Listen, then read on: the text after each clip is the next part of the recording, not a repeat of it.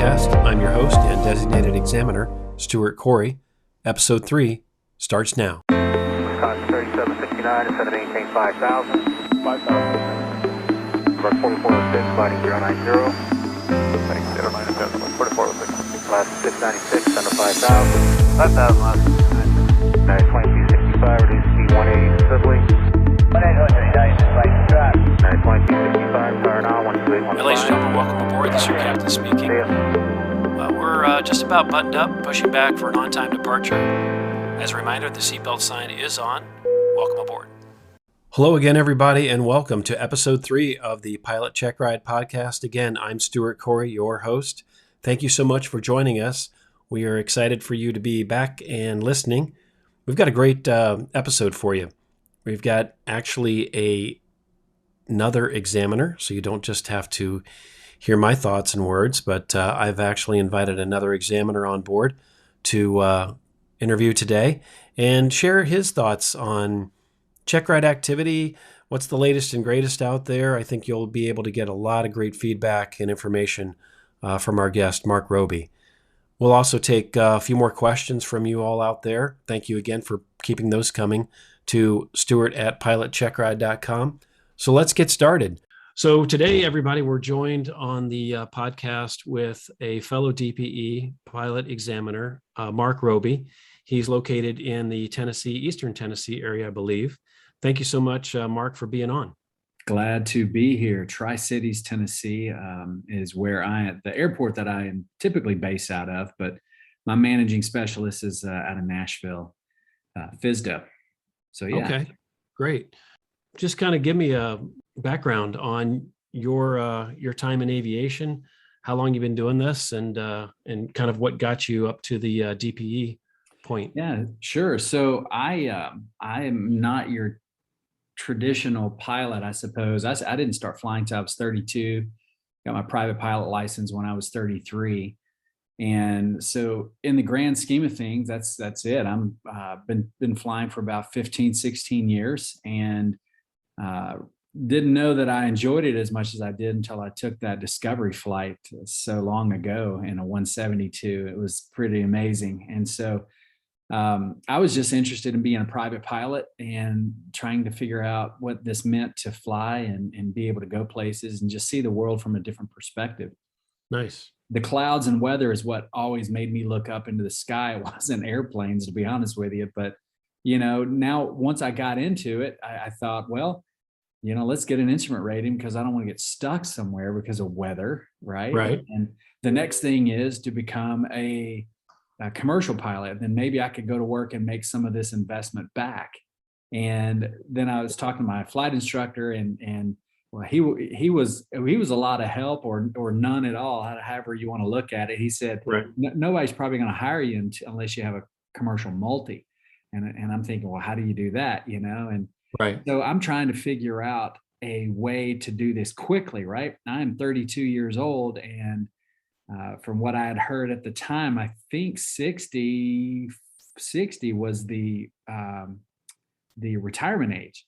Yeah. And now 65. So, there've been some changes in that. And so I thought, well, I've got to get my act together here. So anyway, found a flight school, was able to knock out all of my training in a multi, get out, start teaching. That was the best way to get all the time without having to shell out the cash in your own pocket. So sure. Anyway, I was able to start teaching, taught for 6 years.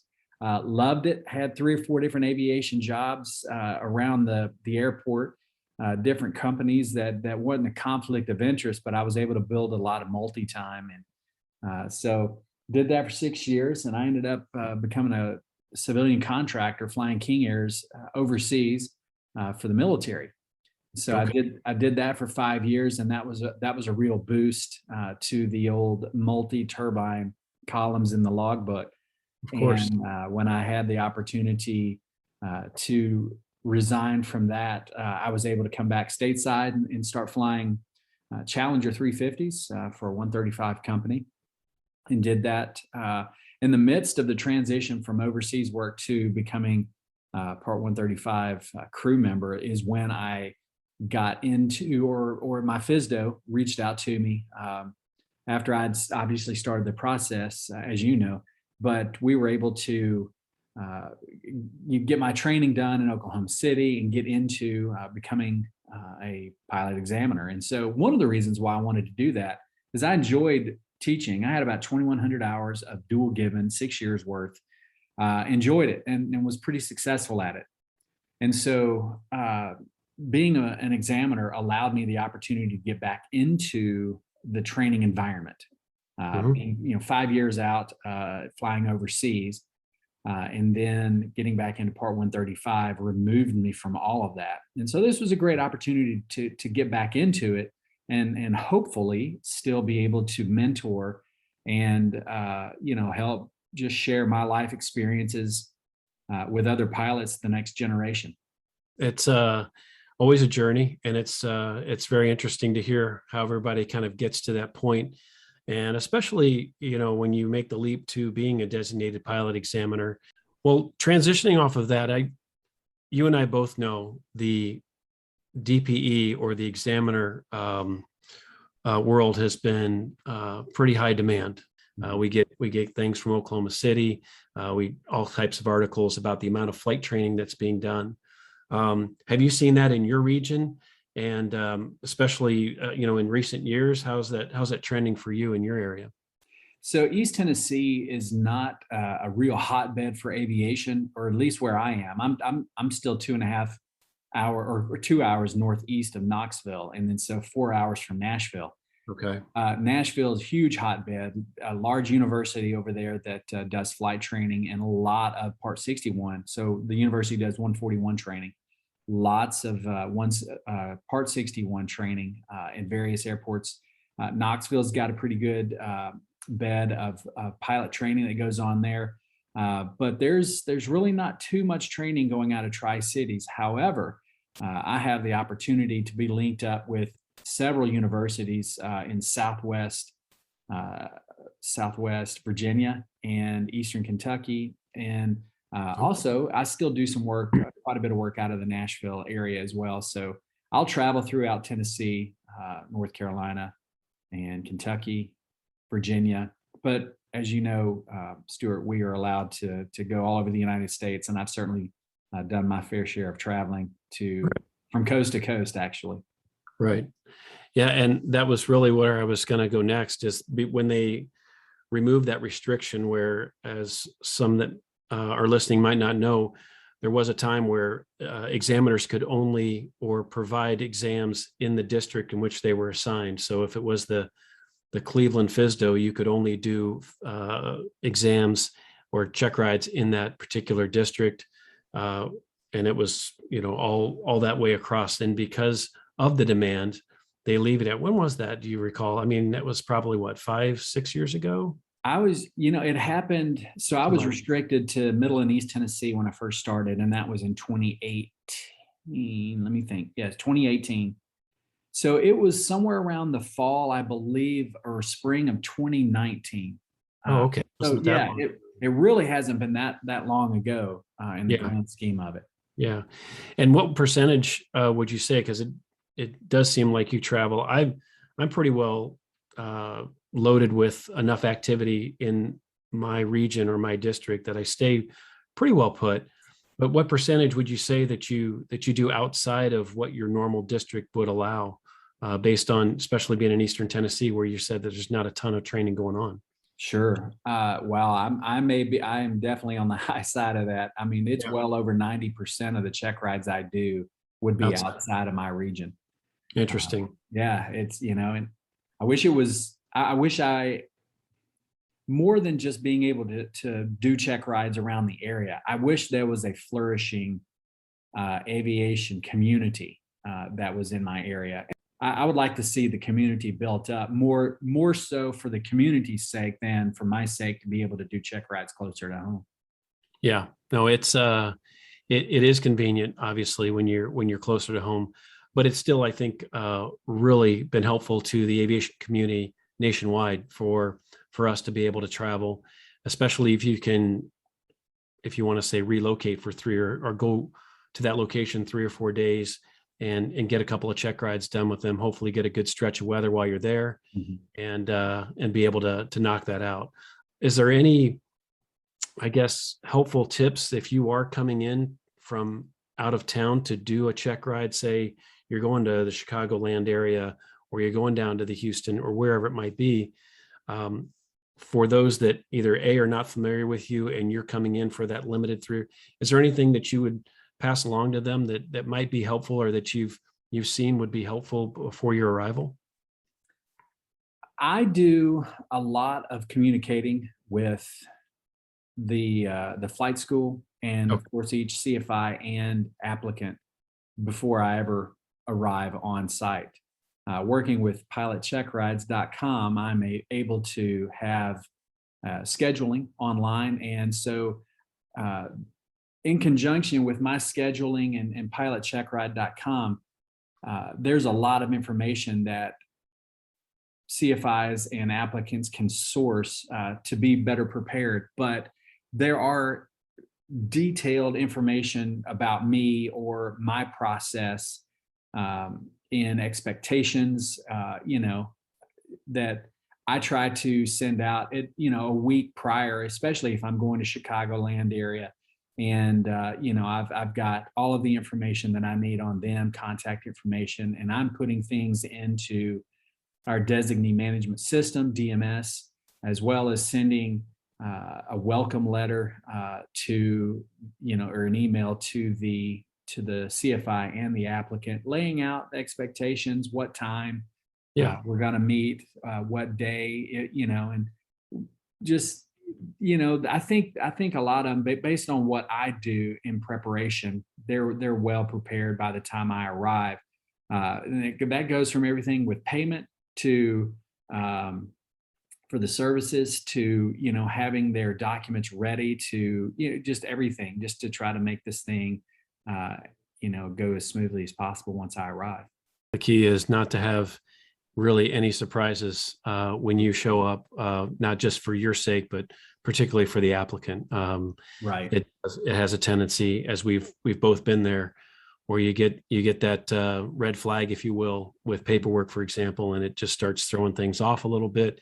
And even if it's something we can recover or we can fix there, it certainly doesn't quite get off to that right step and help out the whole check ride process through. But that's good information. Yeah, that's one of the things that I do put in the greeting email, if you will, is bookmark all of those parts, and pieces of your training that I'm going to have to see. And, they can go through part 61 and look at what's required. If we're looking at total time, if we're looking like at time at night or at a towered field or cross country training and all that stuff, bookmark all of that information.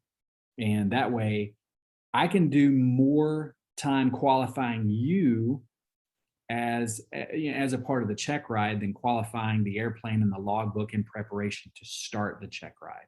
Sure. If that makes sense. So, getting all that kind of good stuff out of the way, making sure you have your endorsements, advisory circular 6165 hotel. That's where we go for all of that. And so right. If you've got all of that, here's one that I do see missing a lot of times is the TSA endorsement for training. That's required by 1552. So, it's usually not, it will delay the start of the check ride by about 10 or 15 minutes because now they got to track down, records, or they've got to find their birth certificate or passport. And so it does delay and the start of it. And you definitely don't want to delay and just, you don't want to hiccup right out of the gate. Let's start off smoothly and let's, there's enough nerves and enough anticipation, anxiety of a check ride. Yeah. Let's not add to it, because I definitely don't want to, for my sake, but more importantly, for your sake. Yeah, absolutely. No, that's well said. And I think the advanced communication that you're talking about, especially when you're going on site, somewhere away from being able to have that, like the aircraft records, and have a heads up on any surprises, so that they've got that already planned out, everything's laid out, ready to go. So that communication is super important. One of the things I wanted to touch on last episode I did on being PIC on your Checkride. And I spoke to a fairly experienced flight instructor about being designated as PIC. You and I both know, as part of our pre-flight briefing, we're required to advise the applicant that they will be PIC, unless there's certain very special circumstances. But for the role that you and I play and the check rides that we provide, it's pretty much they're going to be PIC for that flight. I wanted to get your perspective on that applicant being PIC, not just during the flight, but also prior to the flight. What are some just general things, and maybe even more specific things, that you might be looking for during that check ride to see if the applicant is not just acting as PIC, but is providing all those qualities? That's it's a good question. And I think to sum it up into one word, and maybe, I don't know, maybe I need to use more than one word, but what I want to see is a pilot who is going to take on the responsibilities. The title of pilot in command is to take on the ownership of what that means. And so as we start, let's say that we're past qualifying, we're past the ground portion, we're going to start flying, and this pilot is owning the personality of what being a pilot in command really means. And if you want to think of it too, we use that term a lot, but for the past 10 or 12 years, I've been thinking about pilot in command, and I almost want to put a comma in there, like pilot, comma, in command. Because what we're doing now is we're taking the responsibilities, the decision making, the risk management, all of that goes into that persona of pilot, comma, in command. And we're seeing that played out in confidence, in assurity, for the passengers, whether it be an examiner being the first passenger, let's say for a private pilot, or what they would do when it's their turn to fly their friends and family. Their pre-flight is spot on. They're doing it by the checklist. If there's a procedure or an SOP, they're following it confidently. They're doing it every single time, with making sure that they're airworthy, that the plane's airworthy. And you really get to hear how it is presented sometimes in their passenger brief. Sure. And so, if their confidence is up and they're owning that title of being a pilot in command, you can really hear that when they're giving a pre-flight brief. And so me being in the airplane with them, there's a little intimidation, right? We've got a lot of experience and years and times under our belt, and Sure. they're still the applicant. But, as a part of my pre-flight brief and pre-check ride brief is, own that. And when it's your turn to lead me as the pilot in command, be that pilot, comma, in command. And so it's ownership, I think, with everything that I said, that not only resolves around human factors, but you understand the aerodynamics of what's about to happen. You understand the mechanics of and knowledge of the aircraft systems that are about to be put in play. And you've looked out and discovered that, the weather is suitable for this particular mission, whatever it may be.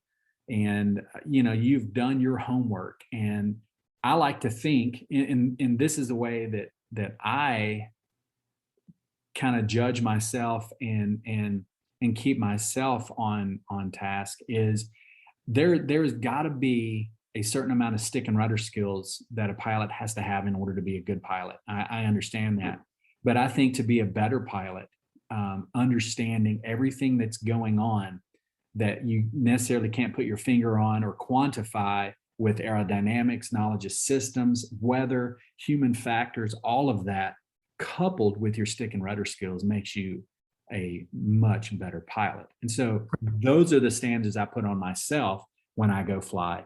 And I like to see that kind of ownership in an applicant that shows up for me too. Very well said. And it kind of completes the package to the end of part of what you were just saying. It just kind of wraps everything up. You've got the stick and rudder, you've got the systems knowledge, you've got the procedural knowledge, all the studying that you've done, but you've got to, like you said, take ownership, responsibility. I expect you to be able to fly the airplane to standards, or you wouldn't be showing up in front of me for your check ride. Exactly. Right. Mm-hmm. But there are going to be things during that flight that I didn't plan, you didn't plan. Some guy coming into the pattern that's not using his radio or doesn't have a radio at that on-towered airport, and he either cuts you off or gets you in a little tight on the downwind. Those are decisions that require PIC assertiveness. Do you pick anything up when they are taking their check ride during the oral portion as far as them being PIC? How people present information. The word in command, it exudes some sort of confidence, and so when I hear answers that end like this or like this, right, there's almost an inflection of a question. Where can we find this, the information for day VFR required equipment, 91205, so you hear that. And so, you can kind of see how things are going through the ground portion of the check ride by how they present information. Sure. And if I throw out a scenario to them, let's just use that, determining airworthiness for the aircraft, and I'm building the scenario, and sometimes the scenario evolves as they do, to be able to see how the applicant is going to change gears on, hey, let's go to this other document to determine airworthiness, and this one and this one and this one, and let's check out these other regulations. As a matter of fact, let's call our maintainer and talk to him about maybe some ADs that I don't have access to, perhaps, or that don't complete my book here at the moment. And just you always reach out to get a bigger perspective on things. So I like to see how applicants are going to respond to me based on the competence of their studies and how much they've prepared and how much they know, in the process of answering these questions in the ground, if that makes any sense. It does, Especially that, having the assurance, when you ask them about the fuel system, I believe it has 2 fuel tanks, right? Kind of. Yeah, I believe. I don't know. I'm asking you. Right.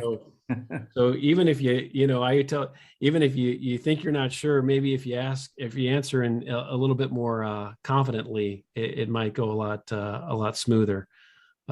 Maybe sometime. And you bring up a good point. I've seen it both ways. There's been some people that they're almost too nervous to answer. I think it's this, but I think I remember having a conversation one time with some other pilots that were in training. And so what happens is you get some cross-contamination of some information, and now your head's scrambled eggs in the middle of a pass-fail check ride, and you're almost afraid to answer the question. And I think I've done this before. I've said, what happens if you're taking a test with multiple choice? As a matter of fact, the knowledge test, right? It's all multiple choice. Yeah. What happens if question number 47, you decide not to answer because you don't want to get it wrong? What happens when you submit that test? Unanswered questions are wrong too. So that's right. Be confident. If you know the answer, or if you're 95% or 90% sure you know the answer, well, that's a better chance of knowing than not knowing. So go ahead and answer the question, and move on. Right. And I think you mentioned it earlier in this section, is that if you're not sure, reach out to that AMP or get the FAR AIM and look up the answer. That also shows that in charge personality or individual that's being PIC. If you're not quite sure, you don't have to give me an uncertain answer or even the wrong answer. Go ahead and look it up. That's certainly something you can do during the oral portion of your check ride. No one pilot has all the answers. Right. And we know a lot, as examiners, as CFIs, and pilots have been flying for a long time. Everybody's going to know something different than someone else, and then we're all going to know the same thing collectively. But yeah, absolutely. If you don't know the answer, then hopefully you've had enough practice and opportunity to be able to look that information up before the check ride. One of the things that I have to talk about while I've got you is everybody wants to know how people mess up on their check rides. Everybody, right? We all learn from mistakes. That's just not only human nature, but particularly in aviation, we all want to know, oh, that guy messed up on his check ride. What do you do? And how do you fail? What? Right. So it would certainly be important for me to ask just some common errors, just some things that you've seen. Maybe it's trending lately, or maybe it's just a consistent over the years that you've been an examiner of what you're seeing. And we'll start with, you can go in the oral portion or certainly during the flight, because in my check rides, it seems as though, although I do have those that mess up in the oral, it's more so during the flight portion for me, a higher percentage in the flight portion when someone does not pass. But just kind of go through what you've seen recently, or maybe some common errors during the practical test. Sure. What I'd like to start out by saying to all the listeners that you and you alone really hold the power to your success. I like to refer to myself as an examiner that's much like an umpire. Okay, we have a strike zone, and we call that the Airman Certification Standards. And as the pitcher pitches, either their balls or their strikes. And when you perform a maneuver or you answer various questions about a scenario in the ground portion, I like to think that I have no say-so or no influence on the success or failure of your check ride. Okay, that's all up to you. All I do is determine whether you're in the standard or not. And then if that task is satisfied, we moved on. And so anyway, and I think that can be very liberating for a lot of pilots if they really understand that their success is all up to them. And their failure is too. So you get to own it both ways. Well said. So what do I see? Let's start with the ground portion. There are a couple of things that I have seen recently. Task D of the Airman Certification Standards, private, and I have to look at the source document for commercial, but the cross-country planning phase. Okay. So one of the things that I see when pilots are filling out and completing their navigation log is the true airspeed. So having a solid knowledge of all of the different kinds of airspeed, indicated, calibrated, true, ground, and then also the altitudes, right? Especially pressure altitude and density altitude. Sure. And so when you are calculating all of this information, you're calculating the true airspeed. One of the places that I see pilots not calculating or not having any understanding is how to calculate it in a climb. And so if you look at your pilot operating handbook, it gives you all the information that you need for the climb, distance, and fuel burn chart. It gives you cruise performance, and a lot of times in that cruise performance, they'll already have calculated the true airspeed. So let's go back then, and we're looking at the time, fuel, and climb distance chart. a lot of the information, the airspeeds that are in that chart are indicated airspeeds. And so if we think about Chapter 8 of the Pilot Handbook of Aeronautical Knowledge, the definition of true airspeed is calibrated airspeed corrected for non-standard temperatures and pressures. So if we think about that version of the definition rather than it's just how fast you're going through the air, right? And it gives you all of the variables to calculate true airspeed. So we have to figure out the calibrated. And where do we find that? We find that in the very beginning of the performances section of the POH. And then, so now we got to figure out the temperature and calculate the pressure altitude. And what I see is people aren't able to find the calibrated airspeed information, number one, because if they can't find it in a Checkride, that means that they either did it one time or they never did it at all during the training. They've never even looked at it. Yeah, absolutely. So once you do that, and being able to calculate your pressure altitude. So once you find all those variables, you got to jump on the E6B, whether it's electronic or the old cardboard. Yep. That's where you have to go there in order to calculate the climb true airspeed.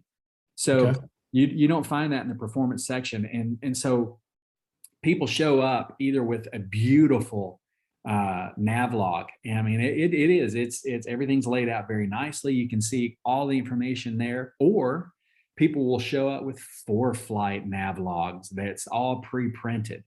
And right. But when I go in and I start teasing out bits and pieces of the information that are on that chart, I can tell real quick whether they know how to calculate certain bits of that. And climb is one of those things that I see a lot of failures on. And if you don't have an accurate true airspeed, guess what you're not going to have? You're not going to have an accurate ground speed. And guess what you don't have after that? An accurate amount of time from point A to point B or point B to point C. And if your time's wrong, guess what else is wrong? Your fuel burn. Absolutely. The fuel burn is the lifeline of your flight. So it all goes back to being able to convert indicated airspeed to calibrated to true to ground, and then you can continue on it, with the nav log. So I see some problems with that. I see problems with getting outside of 91205 for required instrumentation in determining airworthiness. And if I bring up a scenario in the ground and I say, hey, do we need, this gauge? Let's say it's an attitude indicator. Everybody's pretty quick to say, no, you don't need that in VFR day or night. All right. Are there any other source documents that we need to go check? Is there anything in the FARs that points us in that direction? Almost like a spoke and hub. So a wagon wheel, right, is round, but in the middle of that is the hub. And then from that, we've got all the spokes that go out. And so, 91, if we go to 91213, that gives us direction on all these different source documents to search for to determine if we need that attitude indicator. And so it could be an MEL if your school operates on an MEL, maybe not. VFR day type certificates. So if we go through that litany of documents, that will let us know if we need said instrument in the for that scenario, or for the airplane if you happen to pre-flight and see something that's not pre-flighting correctly. Yeah. So that's good stuff. Yeah. This is just a couple of things that I've noticed. For the flight portion, I know this is going to sound crazy, but CFIs, and I self-disclaimer here, I probably didn't do as good of a job as while I was a CFI of having a dedicated ground lesson to nothing but the airman certification standards. So when I ask, for instance, hey, why we're flying, this may be a question that I'll ask while flying. Hey, what's the maximum bank angle for this steep spiral, Mr. Commercial Pilot? Mm-hmm. Right. And I'll get, well, that's 45 degrees. They'll give me all kinds of different answers, but it's not what the ACS indicates. And well, what's a minimum bank angle? Well, because it's a steep spiral, right? That's 45 degrees. Yeah. It doesn't actually say, in the ACS what the minimum bank angle is for. So the idea is, right, to fly that concentric circle around that point that you've chosen on the ground to get those 3 turns. And so if you got a strong headwind that day, then you may find yourself pretty shallow banked, pretty steep bank, not to exceed 60. So just understanding the ACS and what's actually required, because we go out and practice all these slow flight installs and steep turns, but we got to make sure that we understand what the standard is, whether it's plus or minus 100, 5 degrees of bank, heading, et cetera, et cetera. Yeah, and you and I have found, to that point, we've flown with those private, even instrument or commercial students for those check rides. And it's not because that applicant didn't know it. It's because the CFI that taught them didn't get into the ACS and teach it, or through the flying handbook, teach it the appropriate way. Absolutely. And you ask the applicant and they're like, well, a steep turn on a private, well, yeah, it's 30 degrees of bank. No, it's not.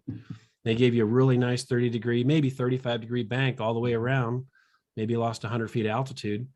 And you ask them, what was that? And they said, well, that's how I do my steep turns. And that's because the CFI never really had a good grasp, or whatever the maneuver may be. Sure.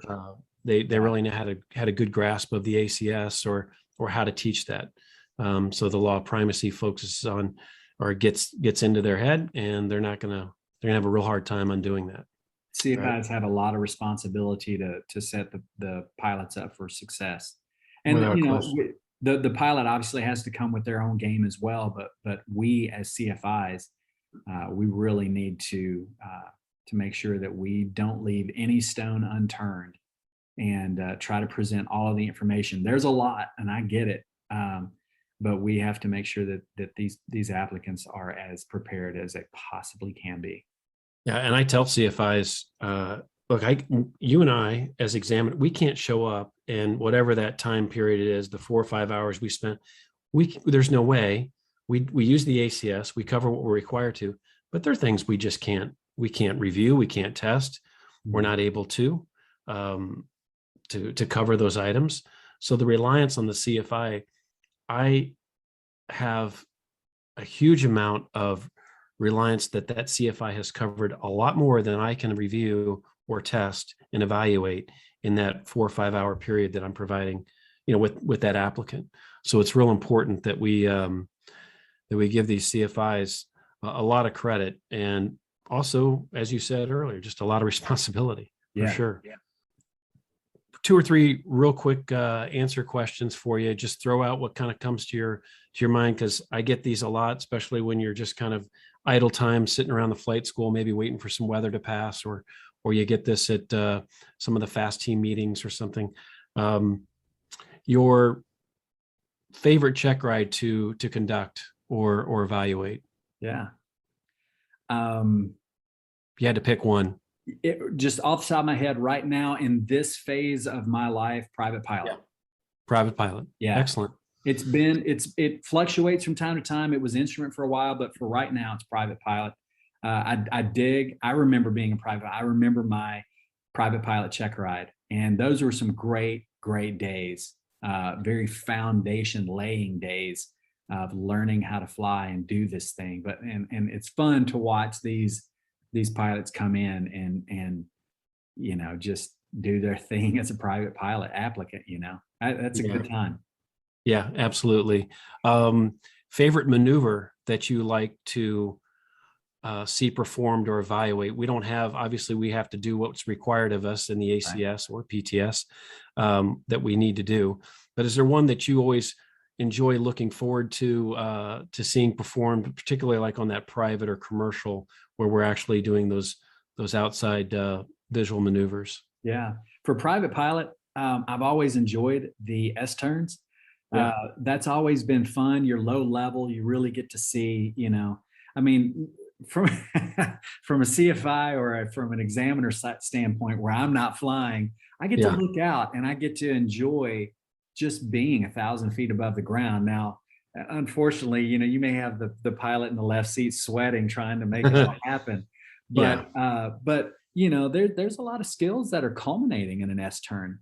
Commercial level, I hope I don't get any hate mail on this one, but I enjoy the Power Off 180. Yeah. Once again, it's a culmination of skill, and you know, they're both wind is a huge factor in both the success of both of those. And if you don't anticipate what's going on around you, and you know, I just think they're both fun. You know, Well, they're both maneuvers. those two that you mentioned, the S turns on private, and they're one of my and the bottom line is because as examiners and as experienced CFIs as well, we know the skill that's required to not only perform that maneuver properly, but also what we as evaluators can extract from the applicant. What I can really see if they can pull off a well performed or executed Power Off 180. That's really good to see. It's really a lot of fun when they touch down right where they're, you know, and get that pulled off. So Yeah, for sure. yeah. I've seen all kinds of celebratory actions in the airplane on rollout. Guys going, yes, yes, you know, and it's just absolutely. Well, So- I have done this. I've seen the same thing, and that's I guess the last thing is it's clearly as examiners we get to share some of the highs and lows, but obviously the best thing that you enjoy about being an examiner and sharing that experience with those that you get a chance to evaluate. Yes, you know, to see all the hard work culminate into success is awesome. And you know, they are seeing their dreams come true. The just being, I mean, there's no reason why we should be in the air, right? I mean, these are machines, they're heavy, and it's just, there's a lot of magic going on to see these guys and girls come in and learn something that's so foreign. You know, I mean, Yeah. we crawl, we walk, we run, and we drive, and then, you know, at some point we get in the air, and that's just so foreign. And I know for me, as many years I've been flying and the experience that I've got and the places I've been able to see, it still jazzes me, man. I just love it, and I still enjoy a sunrise. I still enjoy seeing the sunset and flying under the stars. Probably my favorite time of day is to fly at night. But you know, to watch these pilots who have poured time and effort and resources, and they've got a cheering section and their family and friends, you know, and being able to watch them succeed, that's awesome. Yeah. That is worth the price of admission right there. No doubt, to be a small part of that and to be able to shake their hand at the end of that event and see the smile on their face, it is without a doubt. Because you've gone around, you've spoken to flight schools. We all want you to pass. We want you to achieve your goal and make all this hard work pay off. We're there to do all we can to make that happen. Absolutely. Yeah. Well, this is all really good stuff. Before we wrap it up, tell me if there's some flight schools out there, chief pilots of flight schools, instructors that are wanting to get hold of Mark Robey. What would be the best way for them to reach you if you want to throw that out there as far as an email address or anything? Or so if you go to dpeflightchecks.com, dpeflightchecks.com, that will actually that will forward you to pilotcheckride.com and give you a lot of information for preparation of the check ride, but also allows an opportunity to contact me via phone, schedule a check ride, and email. So wingstri@yahoo.com. Again, that's wingstri@yahoo.com. That was probably the best and quickest ways to get online and find me. I'd be glad to do a check ride for you, and we'll travel for food. There you go. Perfect. Well, Mark, thank you. That's awesome. Thank you so much for your time. I really appreciate your input. I think everybody's going to get a lot out of this. So thank you again for coming on. It is my pleasure, and look forward to doing it again down the road. Thank you. Well, there it is, the double chime that indicates a question from the audience. Really appreciate all of you emailing questions, anything that you might have regarding check rides or even aviation in general. Please email those to us. We'll get those on the podcast as we can. This question today comes from Paul. He sends in a question regarding permanent residence, and his question basically has to do with his residency and where he can take the check ride. He writes, he has a permanent residence in one state, but he's visiting family in another state and would like to take this check ride in that state. Will my residency affect my ability to take the check ride?